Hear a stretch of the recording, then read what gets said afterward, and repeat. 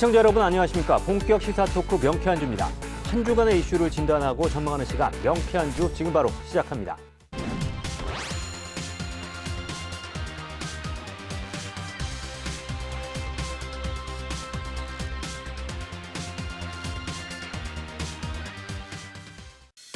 네, 지난 일요일이 제주 4.3 74주년이었는데요. 세 분께서는 올해 4.3 어떻게 맞이하셨는지 말씀해 주시죠. 저는 개인적으로 이제 그날 이제 본벌초를 했습니다. 아, 벌초요? 다 이제 하필이면 저희 또 그 묘가 있는 쪽이 평화공원 그 인근이어서 길가에 차를 세우고 딱 있었는데 경찰분이 오시더라고요. 똑똑 문을 두드리면 저 VIP가 오실 거라서 여기 세우시면 안 되고요. 조금 옮겨주시죠 해가지고 이렇게 옮겼고 어쨌든 그 옆에서 유튜브를 통해 가지고 어쨌든 보면서 본벌초를 열심히 했습니다. 예. 어떻게 보내셨어요? 저는 그날 집안에 묘제가 있었어요. 예. 그래서 묘제가 보통 이제 매주 일요일마다 지난주부터 시작해서 이제 3주간 계속 진행이 되는데 그날은 묘제를 하느라고 뭐 뭘 보지도 못하고 또 참석을 하고 싶긴 해도 워낙에 제한이 많이 돼 있으니까 그렇죠. 저 같은 사람은 이제 아예 참석 자체가 안 되더라고요. 코로나 때문에도 참석 인원이 많이 제한됐고요. 예. 저는 평소에 4월 3일 날 평화원 갔었는데 예. 이번에 말씀대로 인원 제한되다 보니까 예. 가지는 못했고요. 예. 대신 그 4월 3일 10시에 시청에서 이제 민주노총 주최로 4.3 집회가 있었습니다. 아, 거기 가셨군요. 집회에 참석하고 오후에는 그 4.3 유적지 기행 진화영 할매 3터를 제가 안내해서 갔다 왔었습니다. 자, 올해 제주 4.3 추념식에는 윤석열 대통령 당선인이 찾았는데요. 당선인 신분으로 참석한 사례도 처음이고요. 보수 정당 출신 대통령 단 한 번도 추념식에 방문하신 적이 없었거든요. 굉장히 이번에는 의미가 있었던 사례인데 이번 그 윤석열 당선인의 제주 4.3 추념식 참석 어떻게 보셨는지 좀 말씀해 주시죠. 일단은 뭐 문재인 대통령이 직접 올 수도 있었던 상황이었던 것 같습니다. 그래서 뭐 일단 뭐 여러 가지 상황을 고려를 해서 어쨌든 당선인 쪽에서도 참석을 하겠다라는 그런 내용을 전달을 했던 것 같고 그래서 결국 당선인만 이렇게 오게 된 것 같은데요. 사실 뭐 도민들 입장에서 그동안 이제 어떤 4.3과 관련해 가지고 상대적으로 좀 홀대를 받았던 이 보수 정권을 앞두고 직접 대통령 당선인이 추념식에 참석한다는 거는 그 자체로도 굉장히 어떻게 보면 상전벽해 같은 일이 실현이 됐다. 이렇게 아마 느낄 수 있을 것 같습니다. 좀 약간 앞으로의 상황을 또 가정했을 때 앞으로 보수 정권에 있어가지고 어떤 사람이 대통령이 되든 사실 추념식에 올 수 있는 어떤 운신의 폭이 좀 약간 넓어지게 된 것이 이번 당선인의 참석에 대한 좀 약간 어떤 의미를 부여할 수 있을 것 같은데요. 사실 이제 뭐 그동안 이제 뭐 공약에 대한 4.3을 완전히 해결하겠다는 그 공약도 있었고 실제로 선거운동 과정에서 기자의 질문에 대해서 추념식 때 참석하겠다라는 본인의 약속도 있었고 하니까 그런 게 좀 약간 결합이 된 것 같은데 어쨌든 또 특히나 지금 취임 전에 좀 약간 지금 지지율이 좀 그렇게 생각보다 치고 올라가고 있지 않은데 이런 상황에서 좀 국민 통합과 관련한 좀 그런 행보를 보일 필요도 있었지 않았을까라는 그런 생각도 하고 무엇보다 저는 개인적으로 봤을 때 아마 원희룡 전 지사의 아마 조언이 많이 들어가지 않았을까 이런 생각을 좀 한번 해보게 됐습니다. 예. 부상의 변호사님은 이번 그 제주 방문 의미 어떻게 보시나요? 우선은 당선인이 4월 3일 날 당선인의 신분을 유지한 것은 이번이 처음이었죠. 그러니까 그렇죠. 그전에는 첫 테이프를 잘 끄는 것 같습니다. 그리고 보수 정권이라는 표현을 많이 쓰고 있는데 저는 보수 정권 하에서 대통령이 4.3 추모식에 참여하지 않았던 그 사례의 가장 중요한 요인 중에 하나는 제주 4.3에 대한 국가의 책임을 왜 인정해야 되는지에 대해서 충분히 공감이 안 돼 있었다는 그 이유를 저는 오히려 지적하고 싶어요. 그런데 이번 당선인께서 오신 것은 그간 4.3에 대한 진상조사와 또 우리 제주도민의 많은 노력 그리고 그러한 노력들이 결국은 국민 모두에게 왜 제주 4.3의 문제가 제주에만의 문제가 아니라 전국의 문제가 되었는지 이제 공감이 되었다는 것을 이번에 보여줬다고 저는 생각합니다. 단순히 보수 정권의 당선자가 그동안 참여를 안 하다가 왔다 이런 차원에서 정치적인 그런 해석을 하는 것도 뭐 가능하겠지만 저는 그 부분보다는 우리가 그동안 노력했던 제주 4.3의 진상과 관련된 많은 노력들이 이제는 국민 전체의 공감대를 형성했기 때문에 오신 것이다. 그렇게 말씀드리고 싶습니다. 강호진 센터장님은 이번 4.3 추념식 참석 어떻게 평가하십니까? 일단 변호사님 말씀에 저는 크게 공감을 하는데 예. 이제 대통령 당선인이 오셨기 때문에 4.3과 관련해서는 일부 극단적 세력을 빼고는 어느 정도 4.3에 대한 이제 의미들이 국민적으로 확산될 수 있는 계기를 마련한 것 같고요. 무엇보다 뭐 지지 여부를 떠나서 약속을 지킨 부분 상당히 저는 고맙게 생각하고 있습니다. 예. 자, 그렇다면 이번 추념식에서 윤석열 당선인 어떤 모습을 보였는지 짚어보겠습니다. 먼저 당선인의 4.3 추념사 들어보겠습니다. 4.3 희생자들과 유가족들의 온전한 명예 회복을 위해 노력하겠습니다. 무고한 희생자들을 국민과 함께 따뜻하게 보듬고 아픔을 나누는 일은 자유와 인권이라는 보편적 가치를 지향하는 자유민주주의 국가의 당연한 의무입니다. 4.3 평화공원이 담고 있는 평화와 인권의 가치가 널리 퍼져나가 세계와 만날 수 있도록 새 정부에서도 노력하겠습니다. 유족과 희생자들을 이제 그 희생자들을 추모하고 유족을 위로하는 대목, 그 다음에 국가의 의무다, 자유민주주의 국가의 의무이다. 그리고 앞으로 새 정부에서도 이런 노력을 계속 해나가겠다, 이런 메시지를 담았어요. 윤석열 당선인의 추념사 어떻게 보셨는지 좀 말씀해 주시죠. 일단 정량적으로 보면은요. 예. 일단 뭐 아직은 뭐 당선인 신분이기 때문에 이게 뭐 현직 대통령이 아니라서 좀 약간 짧게 했는지는 모르겠으나 2018년 그 문재인 대통령이 그러니까 처음으로 4.3 추념식에 대통령 자격으로 참석했을 때와 비교를 해보자면은 예. 약 1000자 4분 분량의 발언을 했고요. 문재인 대통령 같은 경우는 2018년 당시에 약 4000자 15분 정도 이렇게 분량이 됐더라고요. 분량 자체가 총리 추념사보다 한 절반 정도? 네, 짧긴 했습니다. 뭐 그런 것도 좀 있는 것 같고요.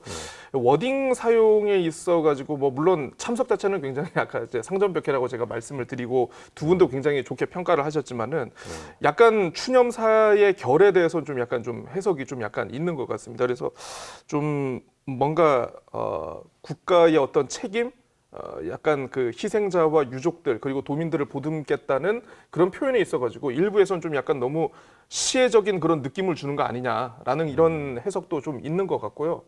사실 어떻게 보면 문재인 대통령의 어떤 추념사와 비교했을 때는 좀 약간 도민, 희생자 그리고 유족들의 좀 약간 그 감성이나 좀 이런 거 공감을 하는 그런 부분에 대해서는 좀 아직은 약간 부족했다.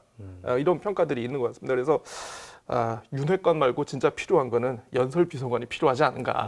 네, 이런 생각이 듭니다. 좀 짧아서 아쉬웠다. 예. 짧기도 짧고 좀 내용적으로도 좀 약간 좀 아쉬운 부분이 좀 있지 않았나. 어쨌든 이거는 뭐 어차피 내후년에도 예. 뭐 참석이 가능할지 모르니까 그때 한번 또 지켜보도록 하겠고요. 아마 네. 총리의 추념사가 또 있어서 시간이나 이런 부분이 아마 좀 그렇죠. 줄어들지 않았나 하는 생각도 드는데요.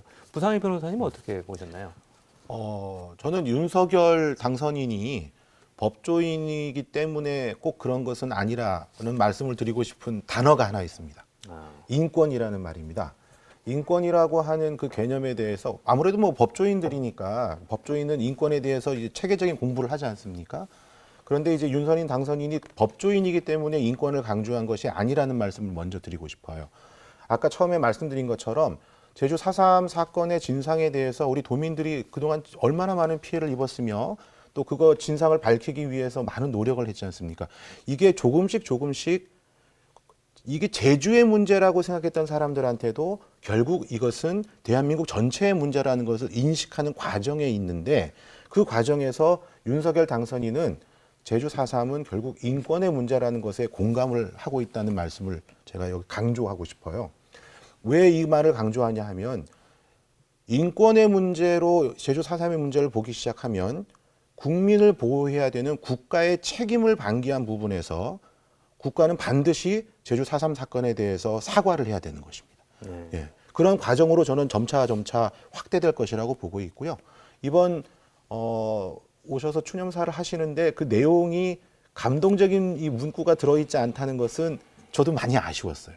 사실은 사과라고 하는 것은 피해자들이 그만하라고 할 때까지 해야 되는 것이라고 저는 예전에도 얘기를 해왔었는데 이번 추념사만 듣고서는 그만하라는 말은 안 할 것 같더라고요. 그래서 그 점은 좀 아쉬웠어요. 당선인으로서 국가 이런 행사에 등장한 건 아니면 이번이 처음 아닌가요? 처음이죠. 근데 물론 그 전에는 같이 참석하는 경우들이 외국 사례에는 종종 있더라고요.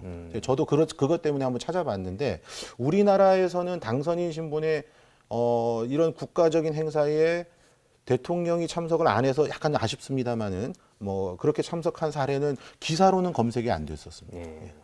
강호진 센터장님은 이번 추념사 어떻게 일단 보셨습니까? 뭐 분량이 작은 문제는 아직 대통령 신분이 아니셔가지고 예. 작을 수밖에 없는 거고요. 뭐 내년이나 내후년에 또 오시게 되면 당연히 하실 말씀이 많은 것 같습니다. 내용 관련해서는 이제 뭐 감동 있는 문구가 없다고 하긴 했는데 그냥 보편적으로 보면 상당히 이제 평이했지만 교과서적이었다 이렇게 좀 볼 수 있는데 그 단어 중에 약간 이제 논란이 됐던 게 이제 무고한이란 단어하고 자유민주주의 두 개가 약간 좀 부각이 되면서 이 부분에 대한 해석상의 좀 논란이 있긴 하지만 뭐 일단은 이게 큰 또 쟁점은 아직까지는 아니기 때문에 예. 사상 관련된 새로운 정부가 출범하면 정책을 좀 방향을 봐야 할 것 같습니다. 알겠습니다. 자, 이번 추념식에는 문재인 대통령을 대신해서 김부겸 국무총리가 참석했는데요. 김부겸 국무총리의 추념사도 들어보시겠습니다. 보상급 지급은 결코 희생자와 유가족 지원의 끝이 아닙니다. 이분들이 국가 폭력에 빼앗긴 삶과 세월에 충분한 위로가 될 때까지 대한민국 정부는 모든 책임을 다해야 할 것입니다. 앞으로 어떤 정부가 들어서더라도 4.3의 완전한 해결을 위한 이 역사적 책무를 결코 외면하거나 가벼이 할 수 없을 것입니다. 네, 김부겸 총리는 앞으로 어떤 정부가 들어서더라도 4.3의 완전한 해결을 위한 역사적 책무를 가벼이 여길 수 없을 것이다. 이런 말씀하셨는데 문재인 대통령도 SNS를 통해서 추념 메시지를 전했는데요. 비슷한 이야기가 있어요. 다음 정부에서도 노력이 이어지기를 기대한다. 뭐 이런 이야기들이 꼭 들어있거든요. 과거에 보면 이제 정권 교체기에 노무현 정부에서 이명박 정부로 교체될 쯤에 뭐 4.3위원회 폐지 논란이라든지 이런 부분을 아마 의식한 것이 아닌가 하는 뭐 생각이 드는데 지금 과거에 그 정권 교체기에 4.3 문제를 놓고서도 좀 정치적 논란이 있었거든요. 이번에 그 윤석열 당선인의 참석을 계기로 해서 이번에는 그런 좀 정쟁이 좀 없을 것인지 어떻게 보시나요? 그러니까 그 정권 교체기에 사실 이제 노무현 정권에서 이제 대통령이 직접 참석해서 이제 사과도 하고 예. 이렇게 했는데 이게 정부가 바뀌면서 이제 좀 약간 그런 경험이 이제 우리가 한번 네. 겪었지 않습니까?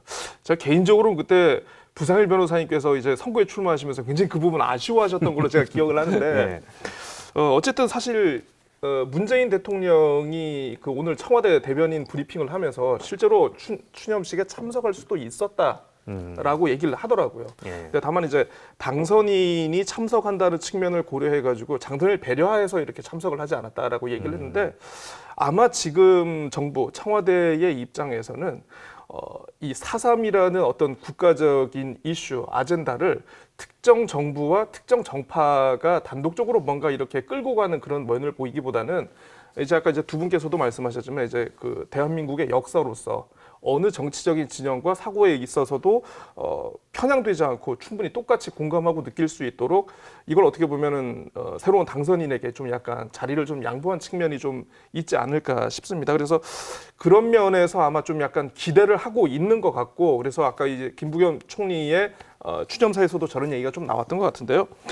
어쨌든 새로운 정부가 4.3과 관련해 가지고 완전한 해결 의지를 보인 만큼 일단은 조금 더 기다려 봐야 하지 않을까 싶고 그래도 지금 또 남아 있는 그 우리 4.3과 관련된 과제들이 좀 있지 않습니까? 이 과제들에 대해서 새로운 정부가 어떤 국정 과제를 가지고 어떤 그 추진 계획과 절차를 가지고 계속 나가려고 하는지 일단은 좀 지켜봐야 될 것 같습니다. 예. 어떻게 생각하시나요? 우리 저 센터장님이 먼저 한 말씀. 예, 뭐 일단 윤석열 정부의 4.3 정책 자체가 아직까지는 뭐 우려할 만한 수준은 아니고요. 거꾸로 오히려 잘 됐으면 좋겠다는 바람이 있는 거고 이제 어제 그 인수위를 거쳐가지고 새 정부의 정책 지표가 정리가 좀 안 된 상황에서 지켜보긴 해야겠지만 약간 우려스러운 점은 이제 인수위 멤버 가운데 예. 역사적으로는 이제 소위 말하는 뉴라이트 계열 관련된 분들이 몇 분 계시는 바람에 혹시 또 4.3을 또 지금처럼 만들어 온 것들을 되돌리는 방향으로 가보려고 하는 흐름이 있긴 하지만 그 부분은 사실 그렇게 퇴행할 건 아니고 좀 명확하게 당선인의 뜻을 받들어 가지고 4.3을 앞으로 더 진전할 수 있도록 그런 방향이 됐으면 좋겠다는 그런 바람을 좀 가지고 있습니다. 예. 제가 두 분의 말씀을 먼저 듣고서 얘기를 하고 싶었던 이유가 있었습니다. 아까 네. 그 윤석열 당선인이 네. 제주 4.3의 문제를 인권의 문제로 얘기하시는 것에 저는 꼭 방점을 두고 싶다 이런 말씀을 드렸는데 이게 굉장히 중요한 부분입니다.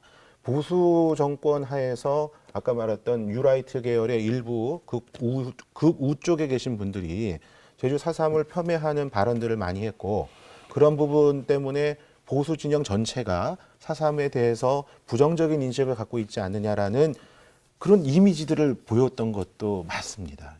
근데 저도 보수 정치인의 한 사람으로서 그것은 절대 그런 방식으로 접근해서도 안 될 뿐더러 그렇게 얘기하는 사람이 보수 진영의 어떤 목소리를 내고 있다라고 사람들한테 인식되는 것 그 자체가 굉장히 위험하다라는 주장을 계속 펼치고 있는데 아까 MB 정부 이명박 정부가 시작될 때 그 제주 4.3 위원회를 폐지하는 그런 방식이 제주 4.3을 폄훼하는 것이 아닌가라는 오해도 샀었습니다. 저도 굉장히 이걸 안타까워했었는데 근데 사실은 지금 다시 우리 이 시점에서 보았을 때 그러한 문제들은 정파의 문제라기보다는 제주 4.3의 진상규명을 하기 위해서 어떤 조직의 효율성을 갖출 것이냐의 문제에서 접근했다는 것을 이제는 저는 이해를 하고 있는데요. 현재 그 제주 4.3에 관련된 진상조사를 하기 위한 그 전문 인력이 사실은 굉장히 부족한 상태입니다. 그럼 뭘 뜻하느냐? 위원회가 존속했다고 해서 실질적인 4.3의 진상규명이 제대로 되고 있지 않을 수 있다는 것을 우리가 경험적으로 이제 알게 되었다는 것입니다. 두 번째로는 인권의 문제로 접근하는 당선인의 그 이 시각이 중요한 이유 중에 하나는 아까 말씀드렸던 국가 책임이라는 측면입니다. 시혜적으로 우리가 4.3이라고 하는 아픈 상처가 있었는데 그걸 뭐 우리 정부가 또는 대한민국이 그걸 잘 이렇게 풀어주겠다. 그런 시혜적인 차원에서 접근하면 제주 4.3의 문제는 재발 가능성을 여전히 안고 있는 문제로 우리 역사의 기록이 될 거라고 좀 봐요. 국가가 왜 잘못했는지를 알아야 되는데 왜 잘못했는지를 알아야 되는 그 핵심에는 국민을 보호해야 되는 국가의 의무가 가장 앞에 있다는 것입니다. 그렇기 때문에 심지어 저는 보수 정부 하에서도 수용인 재판을 제대로 받지 못하고 수용이 되었다가 뭐 그로 인해서 피해를 입었던 유족, 4.3의 희생자들 그리고 그 유족들에게도 사과를 해야 된다는 것입니다. 4.3의 문제는 그렇기 때문에 전 세계에 굉장히 귀감이 될 수 있는 사례가 전 될 거라고 봅니다. 당선인이 인권의 문제를 강조했다는 것이 저는 바로 이러한 점들을 우리가 당선인에게 요구할 수 있는 그 시발점이 된다는 측면에서 우리 도민분들이나 또 대한민국 국민 전체가 대통령 당선인에게 4.3의 문제가 더 이상 이념의 문제가 아니라는 것을 강력하게 이제 말할 수 있는 그런 계기가 만들어졌다 이렇게 말씀드리고 싶습니다. 부상일 변호사님께서요 청와대 정무수석으로 가셨으면 참 좋겠네요. 예. 아니 4.3 그 추념식 방문을 가장 환영하시는 것 같아요. 네. 그럴 수밖에 없는 게 4.3 직후에 총선이 있다 보니까 그 그렇습니다. 보수 정당 그 후보들이 제주 지역에서 총선을 치르는데 많이 어려움 겪었거든요. 근데 이번에 지방선거가 직후는 아니지만 2달 뒤에 있습니다. 예. 이번 윤석열 당선인의 그 방문, 지방선거 지금 아직까지는 판도를 확실히 알 수는 없는 상황인데 영향을 좀 미칠 수 있을까요? 어떻게 보시나요? 예. 일단은 이제 뭐 두 분께서도 네. 굉장히 평가가 좋으셨잖아요. 특히 좀 강호진 센터장님 오늘 진짜 평가가 장난 아니신데 예. 이 정도 분위기면은 정말 뭔가 혹시 선거를 의식하고 오셨나? 잘 하시라는 응원의 이도 예, 이렇게 생각을 할 수도 있는 것 같은데, 근데 다만 이제 당선인이 방문 예. 그리고 이제 실제로 이제 뭐 예를 들어서 이제 6월에 있을 지방선거의 결과를 좀 뭔가 인과관계를 두고 해석하는 건 좀 약간 조금 지금은 무리가 있는 것 같습니다. 그러니까 왜냐하면 지방선거 자체도 지금 어쨌든 보면 대선 이후에 치러지는 것이고 그리고 지방선거가 어떻게 보면은 뭐 어떤 국정에 대한 평가라기보다는 사실 어떻게 보면 지역 그러니까 지역 정치에 대한 평가의 인식이 좀 약간 또 세지 않습니까? 그러다 보니까 이거를 뭐 물론 결과를 좀 지켜봐야겠습니다만은 좀 지금도 이미 민주당 다수 도의회에 대한 피로도가 있는 상황에서 뭐 물론 윤석열 대통령 당선인의 방문이 뭐 물론 국민의힘 입장에서는 긍정적인 측면이 분명히 있겠습니다만은 그걸 또 이제 인과관계로 두고 보기에는 좀 약간 무리가 있는 것 같고 저는 이제 다만 개인적으로 봤을 때는 이제 앞으로 이제 선거 일정을 쫙 보니까 2024년 4월 10일에 이제 총선이 있더라고요. 예, 예. 이때 과연 대통령의 신분으로서 과연 추념식에 참석할 수 있을까? 이게 아마 또 진정성의 이 가르는 하나의 포인트가 되지 않을까? 저는 이렇게 예. 보고 싶습니다. 어떻게 보시나요? 제가 먼저 말씀드릴까요? 예. 저는 지방선거에 영향을 미치는 가장 큰 요인은 5월 10일 대통령 취임식이라고 생각합니다. 예. 그러니까 5월 10일 대통령 취임식 때 화해와 상생이라고 하는 이 통합의 정신을 얼마나 구현했느냐 이것이 결국 평가를 받을 텐데 그 대표적인 사례 중에 하나가 이번 4.3 추념식의 참석이 될 것이라고 생각하고요. 그런 측면에서 그 영향은 그때까지 쭉 뭐 이렇게 이것이 바로 거기까지 갔다 이렇게 얘기는 어렵겠지만 그런 이제 사례 중에 하나로 중요하게 언급될 것이라고 생각합니다. 제주 지역뿐만 아니고 전국적으로 어떤 국민 통합적인 그런 그렇죠. 메시지를 전하기 위해서 예. 방문한 것이 아닌가 뭐 그런 생각도 드는데 센터장님은 어떻게 생각하시나요? 일단은 뭐 플러스인지는 모르겠지만 정치 공학적으로는 이제 지방선거 공간에서 과거 이제 보수 정당 최근에는 국민의힘이 4.3 때문에 표를 까먹는 일은 없지 않을 건가 대통령 당선인의 방문을 통해서 그리고 또 하나 민주당도 마찬가지로 거꾸로 4.3 문제를 제대로 안 했다라고 해서 국민의힘을 공격할 거리가 사라져버린 거죠. 그래서 4.3 문제만큼은 어떻게 보면 사회적으로는 오히려 잘 됐다. 앞으로 나갈 길만 남아 있어가지고 저는 상당히 긍정적으로 보고 있습니다. 알겠습니다. 마지막으로 한 가지 아쉬웠던 점도 짚어볼게요. 윤석열 당선인과 김부겸 국무총리가 추념식에 지각했다는 논란이 있었습니다. 추모 사이렌이 울리는 도중에 두 분이 입장하셔서 참석자들이 묵념을 하고 있는 동안에 이동을 했거든요. 그 당선인은 이후에 이제 브리핑에서 대변인 브리핑했죠. 유족들의 이야기를 듣다 보니까 좀 늦었다. 라고 이제 해명을 했는데 이 부분은 어떻게 보시나요? 역시 윤핵관보다는 의전 비서관이 필요하다. 그러니까 저는 뭐 좀 아쉬운 면이기는 합니다만은 사실 뭐 그 부분을 가지고 이렇게 좀 과도하게 좀 해석을 해서 이걸 뭐 어떤 당선인이라든가 국무총리의 어떤 자질을 문제 삼거나 뭐 어떤 이거에 대해서 뭐 무슨 뭐 어떤 정치적으로 뭐 좀 책임을 묻는다는 건 좀 약간 좀 너무 좀 나가는 것 같고 좀 지역적으로 발생한 문제인 만큼 좀 다음부터는 좀 약간 주의를 하면 좋을 것 같다 이런 생각입니다. 뭐 저는 약간 좀 다른 에피소드를 하나 말씀드리면 묵념하는 시간에 이동을 하셨잖아요. 왜 이동을 했는지를 경호 쪽을 맡고 있는 분한테 여쭤봤더니 여쭤보셨어요? 예, 여쭤봤더니 그렇게 얘기하시더라고요. 고정된 포인트까지 가지 않고 중간에 멈춰서면 굉장히 위험한 상황이 올 수가 있다는 거예요. 그러니까 제 생각에는 만약에 제가 당선인이라면 묵념하고 있는 시간에 지나가게 되면 그 자리에서 묵념을 하고 기다렸다가 묵념이 끝나고 이동해도 될 것 같은데 그거 아쉽다는 취지의 얘기를 했더니 아까 말씀드렸던 것처럼 포인트에 가기 전에 멈춰버리면 이 경호를 하기 위해서 세팅된 것들이 변동이 생기지 않습니까? 그래서 아마 제가 볼 때는 경호하시는 분들이 빨리 이동을 하시도록 오히려 이렇게 모시고 가지 않았나 그렇게 생각합니다. 그런 이야기가 있었죠. 저는 뭐 정무수석 하셔야겠네요, 진짜. 큰 건 아닐 수도 있는데 문제는 윤석열 당선이 또 제주도 오시라고 공군 2호기까지 내주셨고 그렇죠. 그렇지만 사실은 제 시간에 오는 건 맞는 것 같고요.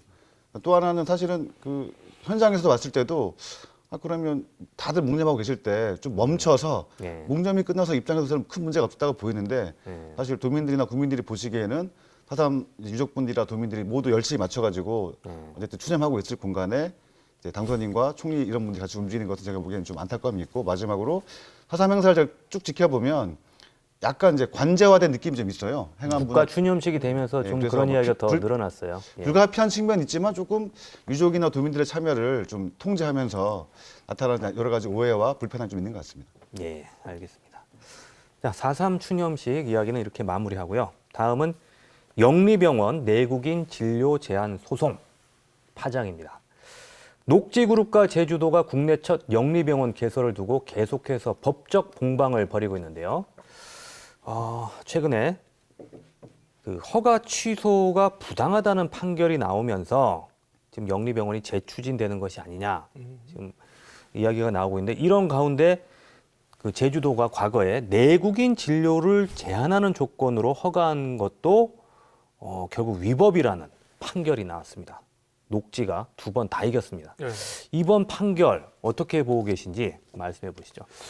사실 이제 그동안 제주도가 이 영리병원 관련해 가지고 조건부 허가를 내줬다는 얘기를 하면서 했던 얘기가 뭐냐면, 녹지 측에서 외국인을 대상으로 한 영리병원을 운영하겠다라고 얘기를 했기 때문에 자기들은 그렇게 조건부로 줄 수밖에 없었고, 예. 이게 합당한 것이다라고 얘기를 하고 있었거든요.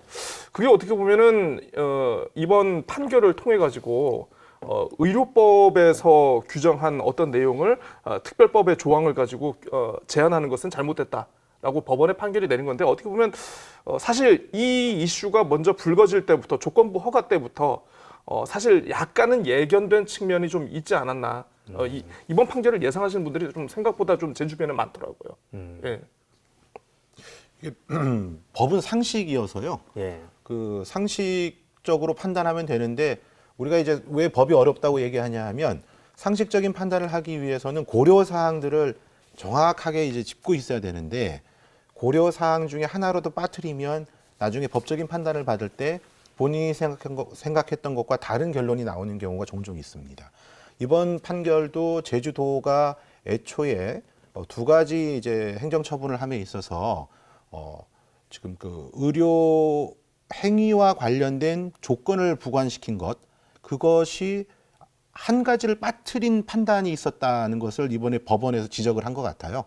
한 가지 빠뜨렸다는 것은 뭐냐 하면, 행정기관이 어떤 처분을 하면 그 처분에 의해서 국민의 권리가 제약이 되거나 의무가 생기게 되는데, 그러려면 법령의 근거가 있어야 됩니다. 예. 더 정확하게는 법의 근거가 있어야 돼요. 예. 그런데 의료기관의 개설, 그다음에 그 운영과 관련해서는, 개설과 관련해서는 의료법의 특별법인 제주특별자치도법이 있고, 운영과 관련해서는 의료법의 조항을 기본으로 해야 되는 상황인데, 예. 이번 제주도의 처분, 내국인은 진료하지 말아야 된다는 그 조건은 의료법상의 근거를 두고 있지 않은 처분이라는 것이 이번 패소의 주요 원인인 것 같습니다. 법에 명확한 근거 규정은 없었다는 이야기예요. 그렇죠. 그러니까 예, 제주특별법에는 외국인에게 영리병원을 제주도에 개설할 수 있도록 허용한다. 그렇죠. 그 라는 권한만 부여가 조항까지는 돼 있는 있어요. 거죠. 예. 그런데 내국인만 진료할 건지 외국인만 진료할 건지 그 조항은 없더라고요. 그렇죠. 근데 네. 그래서 이제 법원에서는 한 가지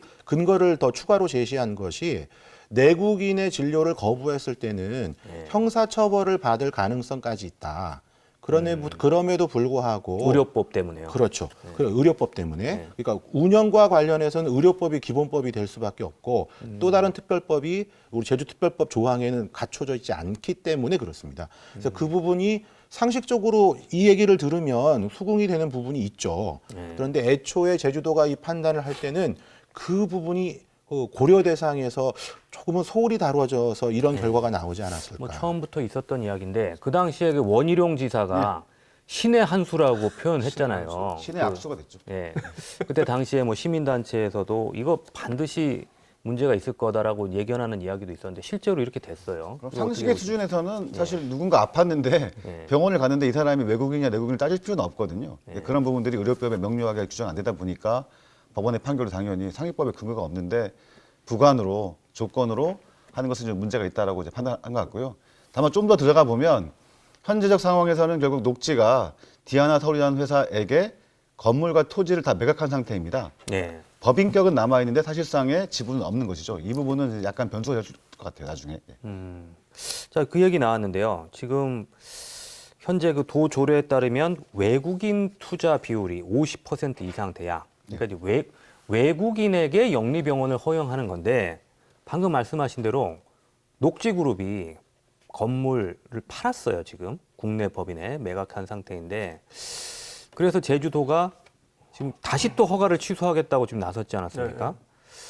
그러면 녹지는 이 소송을 통해서 무엇을 얻으려고 하는 건지, 좀 의아합니다. 지금 공식적으로 본인들의 어떤 계획도 밝히지 않고 있고 이 소송을 통해서 계속 영리병원을 하겠다는 것인지 일단 끝없는 지금 그 법적 공방만 계속되고 있는데 우리가 뭐 녹지의 속셈은 알 수는 없습니다만은 속셈은 알 수 있죠. 예. 왜냐하면은 이미 요약해서 말씀드리면 녹지 측은 이 소송과 별건으로 해서 이제 국내 이제 민간 기업이랑 민간 업체랑 해서 별도의 비영리 법인을 하겠다 발표한 바가 있습니다. 예. 그러니까 어쨌든 이제 올해 하반기에는 이제 별도의 비영리 법인을 설립하는 것이고 이 소송은 내부적으로는 그동안 자신들이 영업행위를 해야 되는데 행정처분에 의해서 못한 것에 대해서 억울함이 있어서 소송을 한 거고 예. 소송 결과 이기면 이것을 근거로 해서 도청을 상대로 손해배상 청구가 들어올 수밖에 없는 그런 조건 같아요. 기본적으로. 그러니까 영리병원을 하지 않더라도 손해배상을 청구할 수 있는 근거가 될 그렇죠. 것이다. 두 가지 소송에 모두 승소하면 당연히 손배 들어오는 거는 뭐 눈에 보이는 절차 어떻게 같습니다. 보시나요? 그러니까 이제 두 가지 소송이 이거죠. 제일 처음에 제기했던 행정 소송이 조건부 허가를 취소해달라. 이게 네. 엊그제 이제 1심 판결이 나온 거고, 두 번째 제기한 소송이 병원을 개원을 그러니까 조건부 허가에 어쨌든 우리가 그걸 받아들이지 못하고 병원 개원을 안 하고 90일 경과한 상태에서 개원 허가 자체를 취소한 그 소송을 이제 그 처분을 다시 취소해달라는 소송을 해서 그거는 최종적으로 1월달에 대법원에 확정 판결이 받았지 않습니까? 사실 개설 허가 취소 처분 취소 소송이 지난 1월에 대법원에 이제 확정 판결을 받았을 때부터 이 조건부 허가 판결 자체도 뒤집힐 가능성이 있는 게 아니냐라는 네.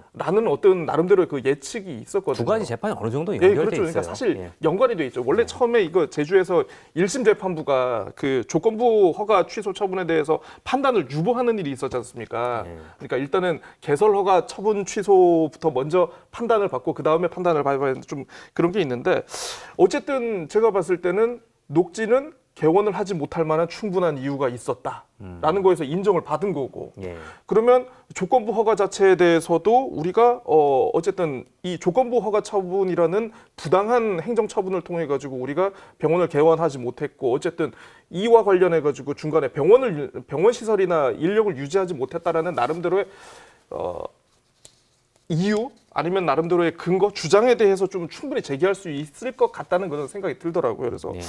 그런 거를 지금 녹지 측에서 아마 생각하는 부분이 아닌가. 그래서 이 소송을 계속 가지고 가는 게 아닌가라는 그런 생각도 들고 결국 다시 녹지의 목표는 아마 이 모든 것을 다시 원점으로 리셋시키는 게 아닌가. 네, 이런 생각이 그럼 들더라고요. 영리병원도 재추진할 가능성이 있다. 그러니까 저는 뭐 물론 방식이라든가 시기라든가 예. 이런 거는 뭐 물론 그 어떤 고민을 하고 있을지는 모르겠지만 항상 여지는 남겨두고 있지 않은가 예. 이렇게 보고 싶습니다. 저도 비슷한 생각입니다. 그러니까 그 리셋이라는 표현을 쓰셨는데 그러니까 원상 복구가 되면 녹지 입장에서는 두 가지의 선택지가 생기는 거죠. 손해배상 청구를 해서 거기에서 이제 손해배상을 받아내는 것 예. 또는 사업을 해서 더 많은 이익을 창출하는 것. 이 두 가지의 선택지가 생겼습니다. 그러면 이제 어떤 것이 더 그 보다 큰 이익을 자기들에게 가져다 줄지를 이제 검토를 할 텐데 코로나가 점점 이제 엔데믹 시대로 이제 접어간다고 하고 있기 때문에 제가 볼 때 영리병원 1호를 놓치지 않을 가능성이 저는 더 높을 것 같다. 그러면은 어떤 방식으로 풀어갈 것이냐가 이제 중요한 문제가 되겠죠. 이게 조건과 관련된 게 굉장히 복잡한데 두 가지가 다 있습니다. 하나는 의료 법인을 설립하는 거. 그게 이제 영리 법인이죠. 그 법인을 설립하는 조건. 그래서 50% 이상의 지분을 갖고 있어야 되는 것. 그다음에 의료기관을 그러니까 병원을 운영하기 위해서 개설하는 것도 또 50% 이상의 외국 자본이 그 안에 들어 있어야 됩니다. 이게 두 개의 조건은 서로 별개입니다. 그런데 지금 녹지는 이 두 개의 조건을 다 충족하지 못하고 있는 상태입니다. 그렇죠. 예, 지분도 50%를 갖고 있지 못하고 현재 예. 또 시설과 관련된 것은 매각을 해버렸기 때문에 녹지의 소유가 아닌 것입니다. 예. 그러면 시설과 관련된 것은 뭐 다시 사와도 되는 것인데 지분과 관련된 부분에서 문제가 될 거예요. 그러면 이제 보통 회사가 우리 회사 가치가 더 높아질 것 같다. 그러면 자본을 증식하는 방식을 취하는 경우가 종종 있습니다. 그래서 발행 주식의 수를 더 늘리고 그래서 주식당 한 주식당 얼마나 더 벌 수 있느냐의 이 평가를 하는 또 기준이 있거든요. 제가 만약에 녹지 운영자라면 저는 자본을 증액할 거예요. 자본을 증액해서 지금 거기가 우리들 리조트죠. 지하나서. 예, 우리들 리조트가 이제 가져간 지분보다 더 많은 지분, 50% 이상을 획득할 수 있는 조건을 갖추려고 할 것이고, 그 과정에서 우리들 리조트도 반대할 이유가 없어요. 왜냐하면 자기들의 지분율은 떨어지겠지만 전체적인 가치가 올라갈 가능성이 높기 때문에 우리들 리조트도 별도의 출자 없이 신주 인수를 제3자에게 배정하든 어떤 방식으로 할 겁니다. 그러면 녹지 쪽에서는 병원을 계속하는 것이 훨씬 많은 수익을 가져다 줄 수 있다는 판단을 하는 순간 이런 절차를 밟을 거라고 봐요. 네. 그럼 근데 그 또 아이러니한 게 그럼 제주도에 손해배상 청구를 안 할 거예요. 그럼 제주도 입장에서도 1,000억 원대라는 얘기가 나오는 것도 있습니다만은 손해배상, 엄청난 손해배상을 하는 것을 그냥 그대로 받아들이기보단 그런 절차들을 밟는 것에 협조할 가능성이 높죠. 지금 영리병원 논란이 지금 시작된 게 2006년도에 제주특별법이 만들어진 이후로 벌써 몇 년째인가요? 16년째예요. 실제 병원은 지금 문을 열지도 않으면서 예. 우리가 지금 이 논란만 벌이고 있는데, 그러다 보니까 영리병원을 없애자, 폐지하자, 영리병원 제도를 폐지하자는 법안까지 지금 나왔습니다. 제주 출신 위성곤 국회의원이 최근에 발의를 했고, 최근에는 영리병원이 의료 민영화의 첫걸음이다 해서 병원 건물을 국가가 매수해 달라, 국민청원까지 나왔어요. 지금 영리병원에 대한 논란은 제주뿐만 아니라 전국적으로 우리나라 의료 체계를 어떻게 가져갈 것에 대한 논란이 지금 이어지고 있는데, 이 문제 결국 어떻게 지금 앞으로 진행이 될 것 같습니까? 이 영리병원 추가로 또 다른 영리병원이 등장하고 이런 어떤 계기가 될까요? 이번 판결이? 사실 이제 저희가 영리병원 논란 관련해 가지고 가장 많이 그동안 이제 거론됐던 사례가 주로 이제 미국 사례더라고요. 무슨 시코라는 다큐멘터리 영화 이런 것도 있는데, 한 번 이제 우연히 미국에 있는 친구하고 한번 얘기를 한 적이 있었습니다. 그 친구가 성직자입니다. 그래서 여러 가지 미국 생활에 대한 얘기를 하다가 그런 얘기를 하는데, 미국은 아예 부자거나 아예 저소득층으로 살면은 의료 시설을 이용하는데 큰 문제가 없다. 라고 하면서 좀 중간층이 좀 약간 의료시설을 이용하면서 보험료라든가 수가라든가 좀 약간 그런 게 좀 세다라는 그런 얘기를 하더라고요. 그래서 사실 미국의 사례를 보다 보니까 우리가 이 영리병원을 국내에 적용을 하게 되면 이게 똑같은 그림으로 가게 되는 게 아닌가라는 이런 우려가 나오고 있는 상황인데, 물론 그런 우려 자체가 충분히 납득할 수 있는 그런 상황이기도 하고, 물론 예상 가능한 범위 안에 부는 이게 있기는 있습니다만은, 사실 이게 일부에서는 또 의료도 산업이라고 이거를 또 육성하자라는 그런 얘기도 있고, 그래서 이런 내용이 나온 게 아닌가 싶은데, 좀 깊게 한번 좀 들여다보고 좀 판단을 할 수 있는 그런 계기가 먼저 마련되는 게 우선이 아닐까. 당장 예상되는 시나리오, 주변 국가의 어떤 상황만을 가지고 그대로 대입을 해가지고 이건 된다, 안 된다 얘기를 하는 것 자체는 좀 약간 아직은 좀 섣부르지 않을까 싶습니다. 그렇죠. 앞으로 어떤 파장이 있을 걸로 보고 계십니까? 영리병원이라고 표현된 게 사실 제주도가 처음이 아니고요. 김대중 정부 때 인천 경제자유구역이 처음 만들어졌죠. 근데 거기서는 얘기가 진행되지 않았는데 제주에서만 그렇습니다. 그러면 이건 뭘 뜻하느냐 하면, 인천보다 제주가 투자개방형 병원이 가능한 지역이라고 보고 있다는 것이죠. 그러면 그걸 뭔 뜻하는 것이냐? 제주도에 독특한 어떤 가치가 있다는 것입니다. 그런 게 가능할 만한 가치. 물론 이제 전체적인 의료 체계에서 영리병원을 허용하는가의 문제가 중요한 문제라는 것은 저도 그건 부인하지 않습니다. 그런데 제주도가 그런 가치를 가지고 있다면 그 가치를 어떻게 극대화해서 도민 전체에게 혜택이 돌아가도록 할 수 있을 것이냐. 그게 하나의 산업으로서 육성할 가능성은 없는 것이냐. 이런 부분에서 우리가 고민을 더 많이 하고 또 지혜를 모아야 되는 시점입니다. 차이라면 제주도는 제주 헬스케어 타운을 만들어서 그렇죠. 정책적으로 유치를 하려고 했죠. 맞습니다. 거기에서 이제 녹지가 참여를 했고, 그렇다면 앞으로 이 부분이 계속 추진이 될 가능성이 높아진 걸로 봐야 되겠죠. 그렇죠. 저는 뒤로 후퇴하지는 않을 거라고 봐요.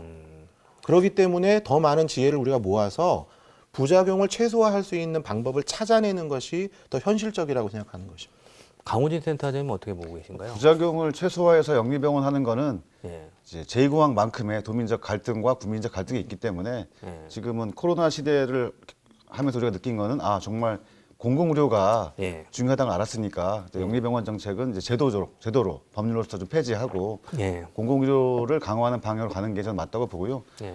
또 소송 관련해서 좀 추가로 말씀드리면 일단은 1심에서 도가 패소한 거는 맞는데 그 판결문의 내용을 보면 예. 이제 판사가 판시문을 쓸 때 보니까 현재 상황에서는 제주특별자치도가 녹지 영리병원에 대해서 취소를 하지 않았기 때문에 예. 이런 부분까지 감안하면 약간 여지를 남겨둔 게 있어요. 그래서도 지난주에 현장을 가봤더니 의료 장비가 없는 거고 예. 지분 변동도 아까 말씀하신 그대로라고 하면 예. 사실은 이제 도가 한 번 더 취소할 가능성이 있으니까 그 결과를 보고 항소했을 때는 저는 재판 결과가 약간 변동이 있을 수도 있다. 이것도 봐야 할 것 같아요. 이번 재판은 어찌됐건 1심이니까요. 예. 항소심, 대법원까지 봐야겠습니다. 자, 마지막으로요. 최근에 도의회 임시회에서 논란이 됐던 제주 혐오 표현 방지 및 피해자 지원 조례안이 있습니다. 개인이나 집단에 대한 혐오 표현을 방지하고 누구도 차별받지 않고 존중받는 사회를 만들자는 취지에서 지금 추진된 조례인데 찬반 단체들이 시위를 했어요. 팽팽하게 대립이 벌어졌고 결국 심사가 보류돼서 상임위원회 문턱은 넘지 못했습니다. 아직은 공론화가 필요하다는 의견이 있고 사회적 합의가 필요하다라는 것이 심사가 보류된 이유인데 이번 혐오 표현 방지 조례안 어떻게 보고 계신지 말씀해 주시죠. 국회에서도 지금 차별금지법이 예. 한 15년, 16년 예. 지금 계속 안 되고 있습니다. 그만큼 이 가치관이 다른 어떤 굉장히 좀 종교적이라든가 사회적인 가치관이 다른 찬반의 목소리들이 있다 보니까 이게 좀 약간 어렵지 않은가 싶은데 사실 이번에도 뭔가 해보려고 어쨌든 조례 차원에서 해보려고 했습니다만 이게 좀 안 된 게 좀 약간 아쉽다는 생각은 일단은 들고요. 기본적으로 필요한 조례라는 생각은 합니다. 근데 다만 공론화에 대해서 좀 부족했다라는 거에서는 좀 약간 수긍이 되고 좀 공감이 많이 되는데 사실 그 지난해 이제 한 도의원 같은 경우에 이제 도의회 본회의장에서 예. 동성애 혐오 발언을 해가지고 이게 국가인권위원회에서 한번 이 문제가 된 적이 있었지 않습니까? 예. 사실 그럼 도의회 차원에서 이런 거를 조례안을 제정하고 뭔가 제주에 맞는 어떤 입법 정책을 펼칠 거였으면은 그때 좀 약간 문제가 됐을 때 공론화를 좀 해서 나름대로 어떤 공청회라든가 여론조사라든가 예. 이런 걸 통해서 어떤 도민들의 의견과 어떤 지혜를 모아가는 과정을 좀 가졌더라면 예. 이번처럼 굉장히 좀 어떻게 보면 좀 허탈하게 이게 그 상임위에서 보류가 되는 그런 상황이 발생하지 않았습니까? 그런 그림은 막을 수 있지 않았을까라는 생각이 좀 약간 개인적으로 아쉬움이 듭니다. 추진 과정이 좀 성급했다는 그렇죠. 말씀이시군요. 예. 어떤 제도든 어떤 제도를 만들려고 하면은 그 제도를 만드는 이 목적이 있지 않습니까? 그럼 그 목적을 얘기할 때는 그러한 목적이 문제가 되었던 사례들이 누적이 되거든요. 그러면 우리 제주도에서 혐오 표현 방지 피해자 지원 부분은 그거는 저는 빼고 혐오 표현 방지 부분 때문에 사실은 큰 문제가 되고 있는 것 같아서 혐오 표현 방지와 관련된 어떤 사례들이 누적되었는지를 한번 찾아보고 싶었어요. 그런데 아까 말씀하셨던 작년에 모 도의원께서 하셨던 그런 표현 때문에 혐오 표현 방지 조례가 필요하다라고 만약에 한다면 그럼 저는 이런 말씀을 한번 드려보고 싶었습니다. 그러한 혐오 표현을 방지하기 위해서 이 조례안이 어떤 의미를 갖느냐. 그리고 기존의 이 조례보다도 더 중요한 국민의 권리와 의무를 창출할 수 있는 헌법과 법에서 과연 이러한 부분들을 어떻게 다루고 있느냐. 그 다루고 있는 것이 부족하기 때문에 이러한 조례를 만드는 것이냐라는 의문이 계속 이제 물고 늘어지더라고요. 하고 싶은 얘기를 그게 혐오 표현이라는 판단을 받아서 하지 못한다는 것에 대해서는 사실은 기존의 형법이든 민법상의 손해배상 책임이든 여러 가지가 있고 심지어 국가인권위원법에 보면은 표현을 방지하려고 하지 않고 그로 인해서 어떤 행동을 하는 거, 어떤 조치, 그러니까 예를 들어 고용상의 그 사람에게 불이익한 조치를 취하는 것, 예. 그러한 행동에 초점이 맞춰져 있거든요. 예. 예. 그럼에도 불구하고, 그러니까 국가인권위원회법도 그런 행동에 초점이 맞춰져 있는데 왜 그러면 제주도에서 표현에 방점을 두는 조례를 만들려고 하는지가 잘 설득이 안 됐어요. 그러한 측면에서 아까 공론화를 말씀하셨는데 그러한 과정들이 있었다면 좀 더 많은 이 공감을 얻지 않을까. 자칫 이런 아쉬움을 과도한 갖고 규제가 될 수 있다는 말씀이신 거죠? 그렇죠. 특히 이게 표현에 관련된 것 때문에 그렇습니다. 예. 어떻게 저는 보시나요? 뭐 과도한 규제까지는 아니라고 보고요. 예. 일단 제주 사회가 인권을 또 지향하고 있고 아까 변호사님 말씀처럼 윤석열 정부도 일단 드러난 것으로서는 인권을 얘기하고 있는 상황에서 또 이 조례가 무슨 처벌적 조항이 있는 게 아닌 만큼 사회적 선언을 통해서 다양한 혐오들로부터 좀 해방돼 보자 이런 취지에서 조례는 저는 통과됐으면 좋겠다는 생각했었는데 결론적으로 도의회를 독점한 민주당에서 제대로 정신을 좀 못 차리면서 사회적 합의를 이끌지 못한 게 아닌가 좀 보고 있습니다. 예. 그런데 이 그 논쟁에서 계속 되풀이되는 부분인데 학생 인권 조례라든지 예멘 그 난민 사태부터 해서 계속 이런 소수자 논란이 있습니다. 퀴어 축제부터 하는데 지금 가장 지금 크게 논란이 되고 있는 부분이 성적 지향, 성별 정체성 이 부분에 대한 그 혐오 표현 방지 부분이거든요. 일부 단체에서는 동성애 옹호라는 이 조례가 부작용을 할 수 있다. 지금 이 부분 때문에 가장 첨예하게 대립하고 있어요. 이 부분에 대해서 어떻게 생각하시나요? 글쎄요, 참 동성애를 조장한다. 예, 예. 동성애 자체가 과연 타인의 기본권과 어떤 자유 같은 이런 기본적인 가치를 침해하는 그런 것인가에 대해서 또 한번 얘기를 해볼 필요가 있는 것 같은데요. 근데 어쨌든 타인의 기본권이나 자유를 침해하지 않는다면은 가급적이면 개인의 자유를 폭넓게 인정하는 게 또 우리의 법정신 아니겠습니까? 그런 면에서는 좀 약간 과도한 해석이라는 측면도 없지 않아 있는 것 같고요. 어쨌든 혐오 표현과 그 영향에 대해서는 좀 아까 변호사님께서도 말씀하셨지만 좀 명확한 좀 규정이 좀 필요하지 않을까 네, 이렇게 싶습니다. 저는 개인적으로 성적 취향이나 성별 정체성 이러한 용어들이 법적으로 사용되기 위해서는 그 정의와 관련된 논의들이 있어야 되거든요.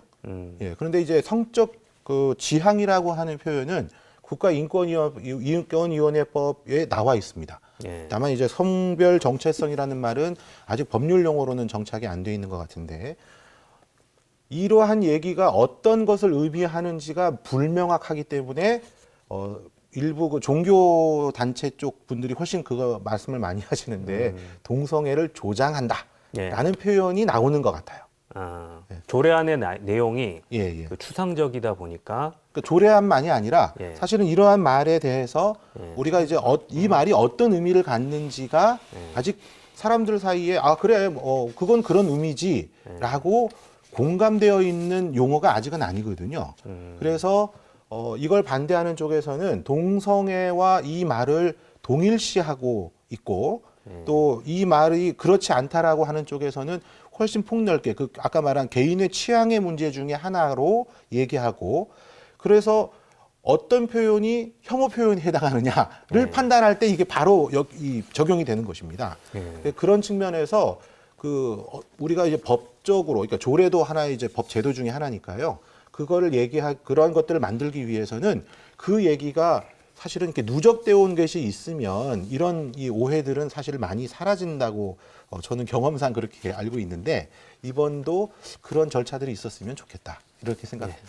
뭐 짧게 말씀드리면 남의 성적 지향을 제3자가 감나라 배나라는 할 필요가 없다고 봅니다. 존중의 영역인 것이지 그것을 또 비판할 필요는 없다고 보고요. 마찬가지로 퀴어 축제도 집회 신고를 하면 가능한 것이고 퀴어 축제를 반대하는 것도 집회 신고가 가능한 영역이기 때문에 저는 이런 것들이 강제로 된다 만다가 아니라 자율적인 분위기 속에서 본인들의 판단에 따라서 하시면 될 것 같아요. 그래서 뭐 동성애가 안 된다 이렇게 저는 말하는 것도 상당히 이제 사회적으로는 불필요한 논쟁이라고 보여집니다. 예. 자, 오늘 말씀 고맙습니다. 자, 다음 주부터는 명피한 주는 당분간 휴식기를 갖고요. 지방선거 후보자 토론회를 준비하도록 하겠습니다. 늦은 시간까지 시청해 주셔서 고맙습니다.